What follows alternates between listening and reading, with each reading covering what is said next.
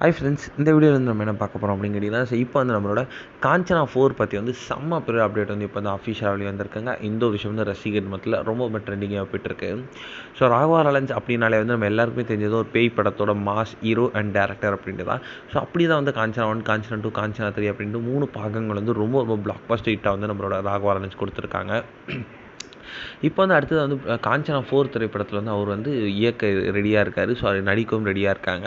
So இப்போ வந்து அந்த திரைப்படத்தில் வந்து செம்ம பெரிய அப்டேட் வந்து வெளியே வந்திருக்குங்க. அதாவது பொள்ளாச்சியில் வந்து காஞ்சனா 4 திரைப்படத்தோட படப்பிடிப்பு வந்து அஃபிஷியலாக வந்து ஸ்டார்ட் பண்ணியிருக்காங்க அப்படின்றது இப்போ வந்து நியூஸ் கிடச்சிருக்கு. ஸோ இந்த திரைப்படத்தில் வந்து பூஜா ஹெக்டே மற்றும் பாலிவுட் நடிகையான நோரா அப்படின்றவங்க வந்து கதாநாயகி இந்த திரைப்படத்தில் இணைஞ்சிருக்காங்க. ஸோ பூஜா ஹெக்டே வந்து இந்த திரைப்படத்தில் ராகவா லாரன்ஸுக்கு ஜோடியாகவும், அந்த பாலிவுட் பிரபலமான நோரா வந்து இந்த திரைப்படத்தில் பேயாவும் நடிச்சிருக்கதா ஒரு நியூஸ் கிடச்சிருக்கு.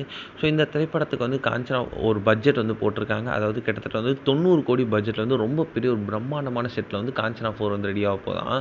ஸோ இப்போ வந்து இந்த திரைப்படத்தை முதல்ல வந்து சன் பிக்சர்ஸ் தான் தயாரிக்கிற மாதிரி இருந்துச்சு. ஆனால் வந்து 90 கோடி பெரிய பட்ஜெட் அப்படின்றதுனால வந்து இப்போ வந்து அந்த திரைப்படத்தை வந்து கோல்டு மைன்ஸ் அப்படின்ற ஒரு ப்ரொடக்ஷன் கம்பெனி வந்து இப்போ வந்து ஸ்டார்ட் பண்ணியிருக்காங்க. ஸோ சன் பிக்சர்ஸ் வந்து இந்த திரைப்படத்தை வந்து வாபஸ் வாங்கிக்கிறாங்களாம். இப்போ வந்து இந்த ஒரு விஷயம் வந்து ரசிகர் மத்தியில் ரொம்ப ட்ரெண்டிங்காக போயிட்டுருக்கு.